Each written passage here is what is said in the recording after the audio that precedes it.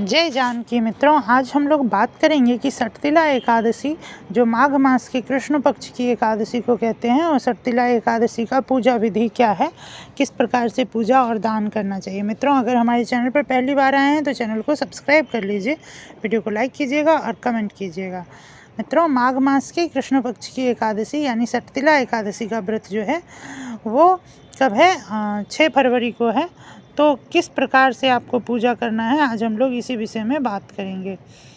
मित्रों, जो सटतिला एकादशी का व्रत विधि है वो इस प्रकार से है कि दशमी तिथि को आपको सुबह में ब्रह्म मुहूर्त में उठ करके स्नान करना है, और ब्रह्म मुहूर्त में उठ करके स्नान कीजिए। सूर्य भगवान को जल दे दीजिए, सूर्य भगवान को जल दे करके माता तुलसी को जल दे दीजिए, और तुलसी को जल दे करके उसके पश्चात आप अपना भोजन ग्रहण कीजिए। सात्विक भोजन कीजिएगा, जो फल फूल होता है वो सब खा सकते हैं, या फिर आप अरवा चावल खाइएगा, लहसुन प्याज नहीं खाइएगा, मसूर का दाल ये सब मत खाइएगा, चना का दाल और कद्दू का सब्जी और क्या कहते हैं चावल, अरवा चावल का भात खा सकते हैं।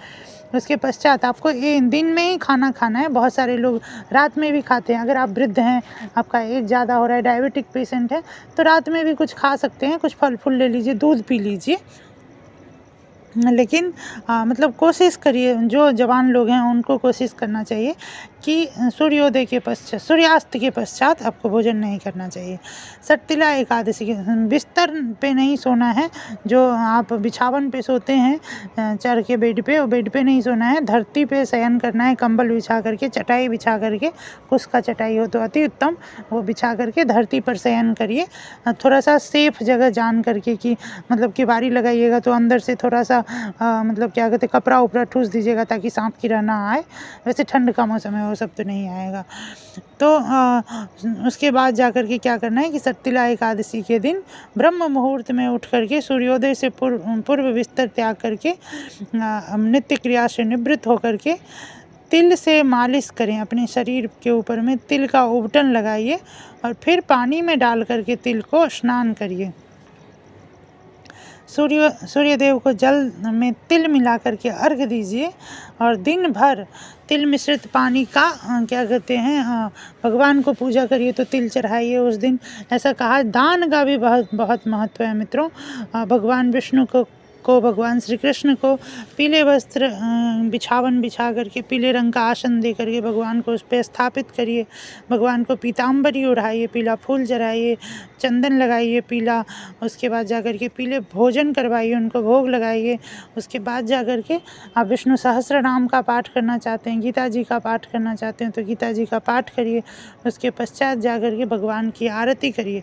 आरती करने के पश्चात आपको पूरा दिन फास्ट रहना है, और क्या कहते हैं तिल गुड़ घी से बनी मिठाई, तुलसी का पत्ता डाल करके भगवान को भोग लगाना है।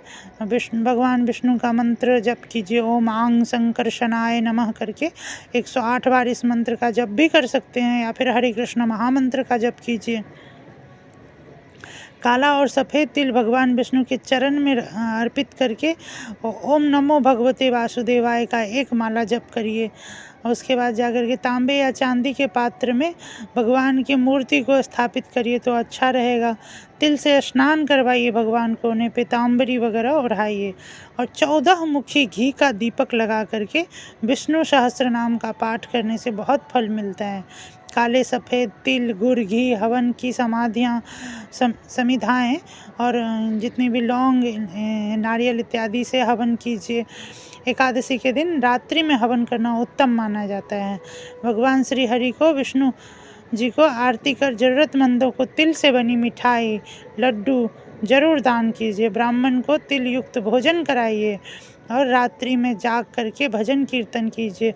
और फिर अगले दिन द्वादशी को ब्रह्म मुहूर्त में स्नान करके भगवान को भोग लगा करके ब्राह्मणों को दान दे करके, ज़रूरतमंदों को दान दे करके, ब्राह्मण तो आजकल बहुत अमीर हो गए हैं, एकादशी का दान सात्विक वैष्णव को देना चाहिए, वो किसी भी जाति का लोग हो आप दे सकते हैं, उन्हें भोजन कराइए, आपको पुण्य की प्राप्ति होगी। चलते हैं, आशा करते हैं कि आपको ये वीडियो अच्छा लगा होगा। धन्यवाद।